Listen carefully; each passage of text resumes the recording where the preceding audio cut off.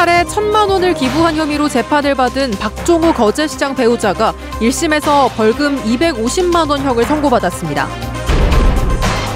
윤석열 정부 출범 1년, 경남의 경제는 어떻게 달라졌고 우주항공청 신설 추진 상황은 어떤지 취재했습니다.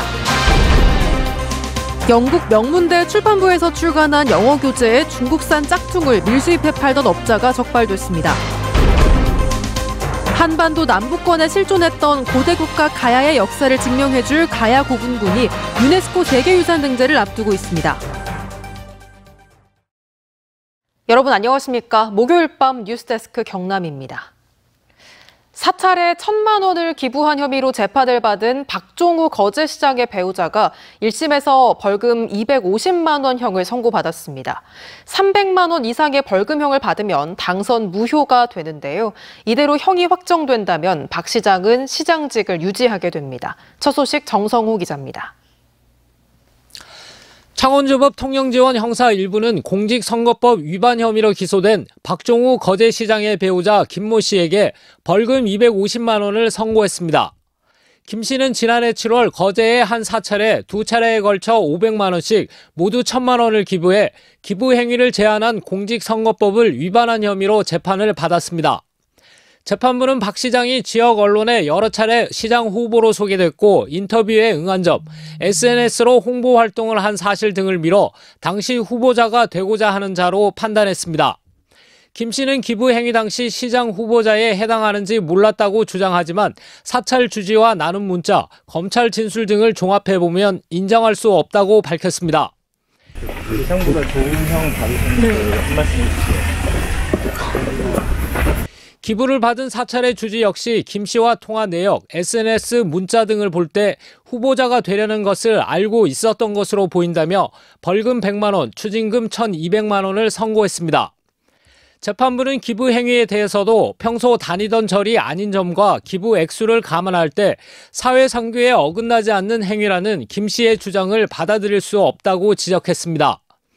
공직선거법상 당선 무효가 되려면 배우자가 징역형 또는 300만 원 이상의 벌금형이 확정돼야 하는데 이대로 형이 확정된다면 박 시장은 시장직을 유지하게 됩니다. 민주주의를 훼손하는 중대한 범죄라며 김 씨에게 징역 10월을 구형했던 검찰은 항소 여부를 검토하고 있습니다. MBC 뉴스 정성호입니다. 윤석열 정부가 출범한 후 지난 1년 동안 경남 경제도 부진을 겪었습니다. 올해 들어 방산과 자동차 수출이 크게 늘면서 완만한 회복세를 보이고 있지만 소상공인들이 느끼는 체감 경기는 여전히 바닥입니다. 문철진 기자입니다. 지난해 우리나라 수출은 1년 전보다 6.1% 증가한 6,839억 달러로 역대 최대 실적을 올렸습니다. 하지만 반도체 부재인 장기화 등으로 지난해 10월부터 수출이 감소하기 시작하면서 사상 최대인 472억 달러 무역 수지 적자를 기록했습니다. 경남 지역 수출은 더 부진했습니다. 지난해 경남의 수출액은 364억 달러로 1년 전보다 11.7% 줄었습니다. 반면 지난해 수입액은 1년 전보다 17.3% 늘면서 196억 달러에 달했던 무역 수지 흑자는 52억 달러로 73% 급감했습니다. 방산과 자동차 수출이 호조를 보이면서 지난해 12월과 올해 1월은 반짝 증가세를 보였지만 2월부터 다시 감소세로 돌아섰습니다.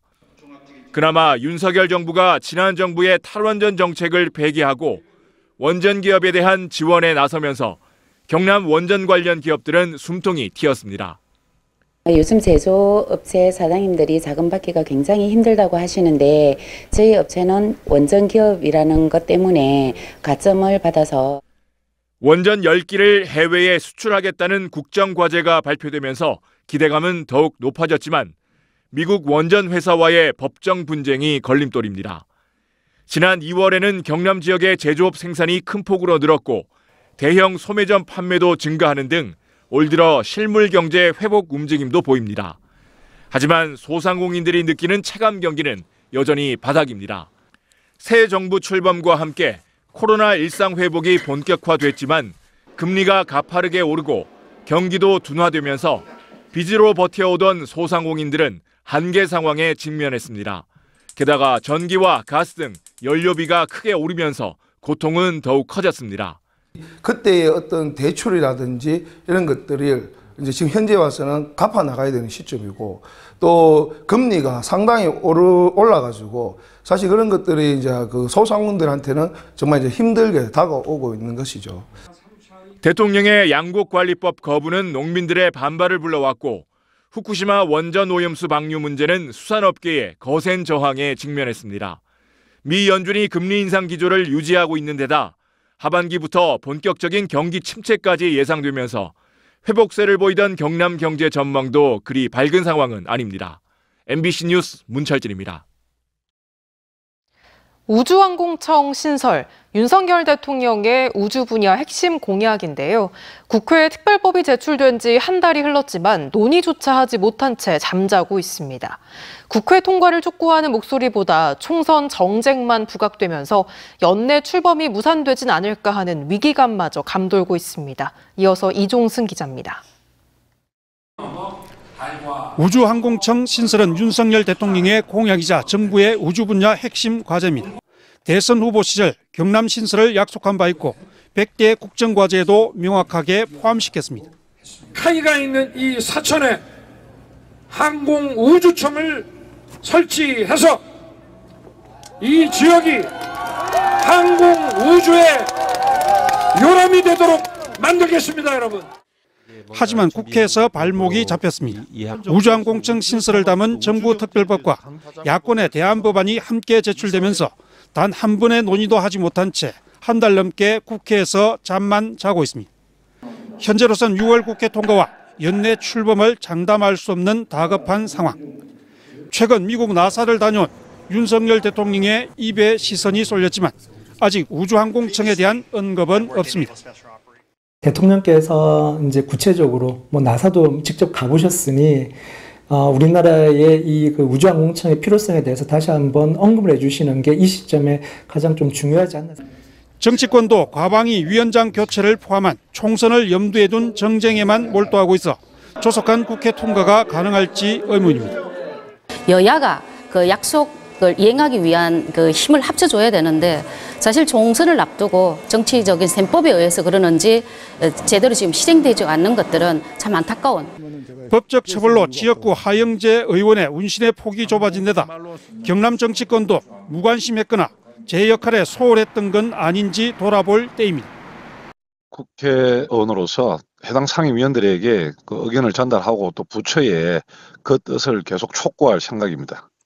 정부가 최근 대전을 우주항공 국가산단 후보지로 결정한 점도 경남으로선 악재입니다. 항공을 뺀 우주만 따지면 연구나 산업 인프라 모두 경남을 앞서고 있어 우주 중심지 위상이 분산될 수 있기 때문입니다. MBC 뉴스 이종세입니다. 중국산 짝퉁 영어 교재를 밀수입해 우리나라에서 판매하던 30대 남성이 관세청에 적발됐습니다. 영국 명문대 출판부에서 출간해 학부모들에게 인기가 많은 교재 가품을 들여와 판 건데 이 남성이 얻은 수익만 167억 원 상당입니다. 서창우 기자입니다. 영국 명문대 출판부에서 만든 어린이 영어책입니다. 학원 교재로도 많이 쓸 만큼 유명한데 한 세트에 267만 원으로 고가입니다. 이 책에 중국산 짝퉁을 밀수입해 판 30대 남성이 관세청에 적발됐습니다. 이 남성은 홍콩에서 정식으로 출간한 책이라면서 중고나라 사이트나 카카오톡 등을 통해 홍보했습니다. 게시물을 올리면은 책에 관심이 있는 이제 부모들이 이제 쪽지를 그 댓글을 답니다. 초대장을 보내서 그 초대장을 수락하면 자기가 운영하는 비공개 카페로 초대가 됩니다. 비공개 카페로 초대된 구매자가 구매 신청서를 쓰면 이 남성이 중국 전자상거래 사이트에서 사들인 짝퉁 영어 교재를 팔았던 겁니다. 가격은 정품의 10분의 1 수준인 30만 원 정도로 팔아 인기리에 팔렸습니다. 얼마나 비슷할까? 그림은 완전히 똑같고 글자체만 조금 다릅니다. 다만 책 상단에 있는 마이크 그림이 없어 원어민 오디오가 나오지 않습니다. 정품 책 뒷면엔 출판부의 연락처 등이 있는데 짝퉁 책에는 없습니다. 지난 4년여 동안 밀수입해 판 책만 205만 권, 정가로 하면 167억 원에 이릅니다. 자가 소비한다는 전제하에서 간이 통관 절차로 정식 수입 통관이 아닙니다. 정치 수익통가 아닌 그러한 통관 과정을 악용을 해서. 이뿐만이 아닙니다. 피의자는 어린이 제품 안전특별법에 따라 이 책에 유해성 물질이 있는지 등 안전기준 충족 여부를 확인하는 시험과 검사도 하지 않은 혐의를 받고 있습니다. 관세청은 이 남성을 관세법과 상표법 위반 혐의로 불구속 상태로 검찰에 넘겼습니다. 이렇게 해외 직구를 악용하다 관세청에 적발된 사례만 전국에서 지난 5년간 600건이 넘습니다. MBC 뉴스 서창우입니다. 한반도 남부권에 실존했던 고대 국가 가야의 역사를 증명해줄 가야 고분군이 유네스코 세계유산 등재를 앞두고 있습니다. 오는 9월 등재가 확정되면 우리나라는 16개의 세계유산을 보유하게 됩니다. 장영 기자의 보도입니다. 경남 함안군에 위치한 마리산. 야트막한 능선을 따라 30개가 넘는 고분이 늘어서 있습니다. 봉황 장식이 있는 금동관을 비롯해 집 모양의 도기, 배 모양의 도기는 물론 사슴 모양의 뿔잔까지 이곳에서 5세기 후반 아라가야의 전성기를 알 수 있는 매우 정교한 7천여 점의 유물이 쏟아졌습니다. 기원 전후부터 562년까지 신라와 백제 사이 한반도 남부권에 터를 잡은 고대 국가 가야는 삼국에 비해 문헌 기록이 매우 부족해 제대로 조명받지 못했습니다. 하지만 가야 고분군들이 발견되면서 고대 가야의 실체가 조금씩 드러났습니다. 특히 학자들은 수장에 위신을 세워주는 위세품들이 고분마다 비슷했다는 점에 주목했습니다. 가야는 대가야, 아라가야, 소가야 등 여러 정치 세력이 자율적이고 수평적인 체계를 유지해온 독특한 문명이며 고대 국가의 세력들이 수평적인 관계를 유지했다는 점은 동아시아 고대 문명의 다양성을 보여주는 중요한 유산으로 평가받고 있습니다. 여러 지역에 걸쳐 산재해 있는 가야 고분군은 고대 가야국이 연맹체제 국가였다는 사실을 입증하고 있습니다. 당시 신라와 백제 같은 중앙집권체제 국가들 틈에서 연맹 국가의 존재는 인류사의 특별한 가치로 인정받고 있습니다. 유네스코 국제기념물 유적협의회도 이런 점에 주목했고 경남과 경북, 전북에 위치한 7개 가야 고분군을 유네스코 세계유산에 등재할 것을 권고했습니다.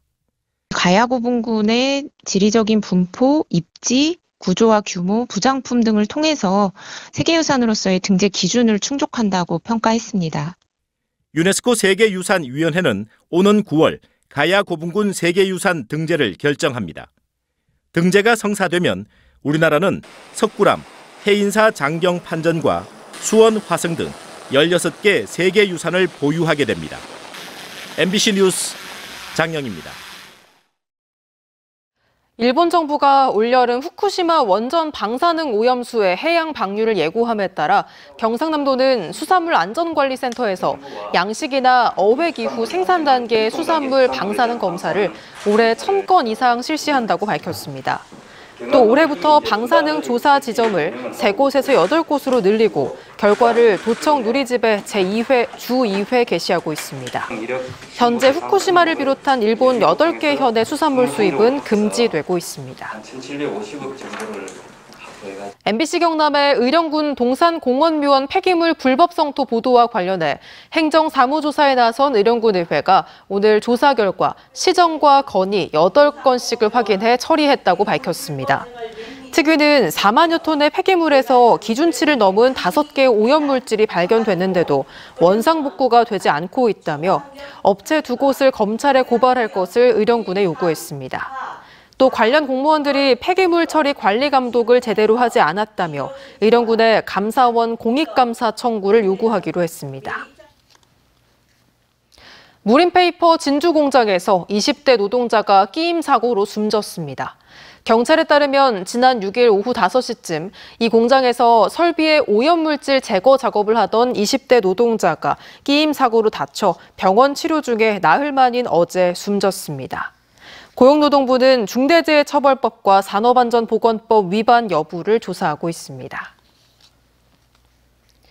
경남의 특수고용 노동자들이 오늘 기자회견을 열어 최근 공정위가 특수고용 노동자들이 속한 건설노조 건설기계지부에 과징금을 부과한 것을 신종 노조 탄압으로 규정하며 반발했습니다.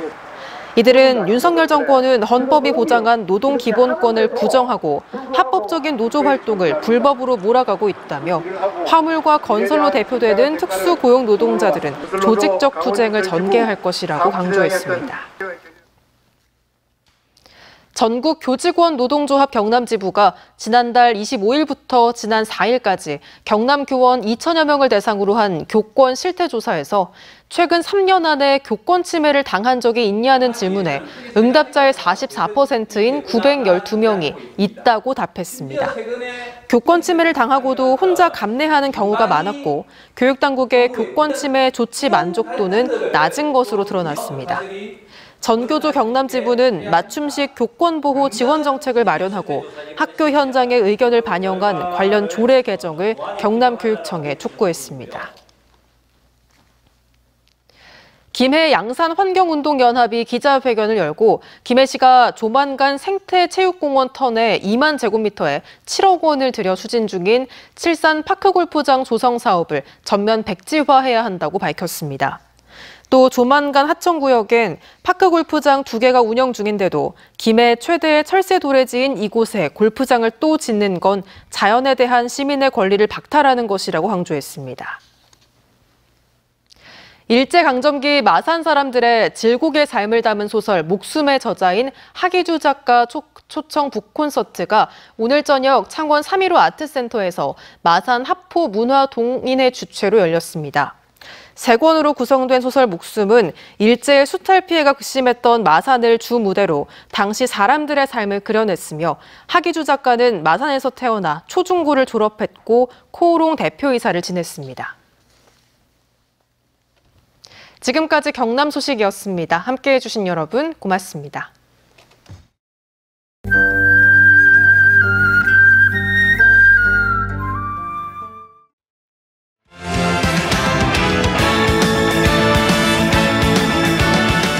목요일 밤 스포츠 뉴스입니다. 지난해 현역에서 은퇴한 뒤 야구 해설위원으로 변신한 오재원이 코리안 특급 박찬호에 대해 작심 발언을 쏟아내 논란이 되고 있습니다. 박재용 기자입니다. 지난해 현역 은퇴 뒤 해설위원으로 변신한 오재원. 한 매체와의 인터뷰에서 선배이자 레전드 박찬호에 대해 작심 발언을 쏟아냈습니다. 저는 코리안 특급을 너무 싫어하거든요. 전 국민이 새벽에 일어나서 그분을 응원하고 그랬던 마음을, 그 감사함을 좀 모르는 것 같아요. 그러면서 박찬호의 경기 해설을 지적했습니다. 한 번씩 나와서 해설하면서 바보 만든 선수가 좀 한두 명이 아니거든요. 그거에 대한 책임은 져본 적이 없는 것 같은데. 악연의 시작은 2012년이었습니다. 당시 오재원은 메이저리그에서 돌아와 한화에서 뛰던 박찬호와 승부를 펼쳤는데 타구가 자신의 발에 맞고 파울로 인정된 뒤 결국 볼넷으로 출루했습니다. 그런데 2년 뒤 인천 아시안게임 경기 해설 도중 박찬호가 이 장면을 언급했습니다. 박찬호는 오재원이 타석에 들어서자 나를 힘들게 했던 기억이 있는 선수라며 2년 전 발에 공이 맞았다고 주장했지만 사실 맞지 않았다고 말했습니다. 또 경기 후 자신이 두산 감독에게 항의했고 오재원도 다가와 사과했다고 말했습니다. 이후 팬들에게 큰 비난을 받아야 했던 오재원은 당시 박찬호의 말은 사실이 아니었다고 반박했습니다. 사과를 했다고 했는데 자기가 다 만들어낸 픽션이었고요. 파울볼이 아니면 저는 은퇴한다고 그랬어요. 없었던 내용을 그냥 재밌을 것 같아서 하신 것 같은데. 그러면서 박찬호를 언급한 건 자신뿐만 아니라 후배들을 위한 것이라고 설명했습니다. 순간적인 워딩으로 인해서 선수들이 피해 보는 경향이 많다. 그러면서 이제 예시로 들은 거죠. 앞뒤 상황을 모르고도 박찬호 선수가 얘기를 하면 그 사실이 기정사실화인 것처럼 돼버리거든요. 오재원 SNS와 야구 커뮤니티엔 개인 감정은 이해하지만 오재원이 국민을 거론한 건 부적절했다.